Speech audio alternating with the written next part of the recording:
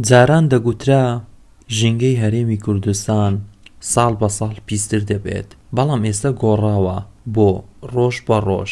بەشێک لە هاوڵاتیانی بەردەڕاش پەیامێک ئاراستەی حکوومەت و خەڵکی هەرێمی کوردستان دەکەن و دەڵێن با هەموومان هاوکار و یەکدەست بین لە پاراستنی ژینگەی شارەکەمان. ژینگە زۆر لایەنێک دەگرێتەوە لە ژیانی مرۆڤدا، پاراستنیشی ئاتێکی هەمووانە، هەموو تاکێکی کۆمەلگا ئەو کەسێک کە کۆمەلگەی خۆی خۆش بێتن دەتوانیتن بە هەر ڕێگەیەک بێ هەر جونگەیەکی ژیانی سەرەتایی خۆی بە ڕۆژانە ژینگەی خۆی بپارێزیتن، جا بە فڕێنەدانی کەل و پەل و پاشماوەی خۆی بیتن، جا بە ڕواندنی دارێک بیتن لە ماڵەکەی خۆیدان لە بەدەرکەی خۆیدا بە هەر شێوەیەک بیتن.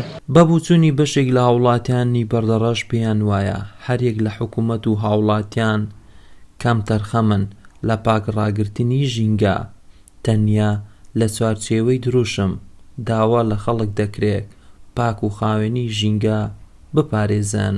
ئینسان ژینگەی بپارێزێت کو ماڵی خۆ دەپارێزیتن لە پاک و خاوێنی، دەبی ئینسان لە دەرێش خۆ تۆ پاک و خاوێن بیتن داکو ژینگەکە خاوێن بێت، هەوایەکی ساف بیتن، ئەوە بێت بەس خەلکەکە هەیە ئێستا هەما بوو نمونە سوبەی دووزبەی دەلێن دەبتە عیت ئێرە هەیە ئەتو بەس بڕۆنیێ بە خودای دەلێ یعنە بەلەدیە 100,000 غرامەیە ئەمەکە ئێستا کەمە هەر لای لۆنەکەی فرە دەنە سەجادەی و ئەوێ دی دەکەن ئێ پانالێن سوبەی کەسێکی دی تێتە ناو بەردەڕاش دەڕۆن تێکە پاک و خاوێنی کووە و ئەوێ دیە ئەوانە بەس دەوێتیان هەر بەس بفرۆشە و خلاص فارە دەستە شارعی. لە ڕووی مەنتەقی ئێمەوە گرنگی بە ژینگەوە نادراوە، ژینگە تاثیری تەنانەت لەسەر مێشکی مرۆڤ هۆش کردووە. سەرۆکی ڕێکخراوی ژینگە پارێزی بەردەڕەشیش بە دەستگای میدیایی بادینان ڕادەگەیەنێت ڕێژەی سەوزایی لە بەردەڕاش لە دۆخێکی خراپدایە. قەزای بەردەڕەش لە ڕووی ڕێژەی سەوزایی و چاندنی دار کەم و کورتی زۆری هەیە، ئەویش بەهۆی بێبەرنامەی و بێپلانی لایەنە پەیوەندیدارەکانە.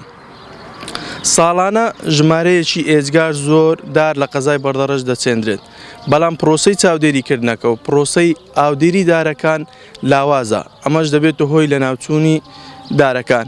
لە ساڵی 1970 نەتەوە یەکگرتووەکان 5 عەیزەیرانی هەموو ساڵێک بە ڕۆژی جیهانی ژینگە دەستنیشان کردووە.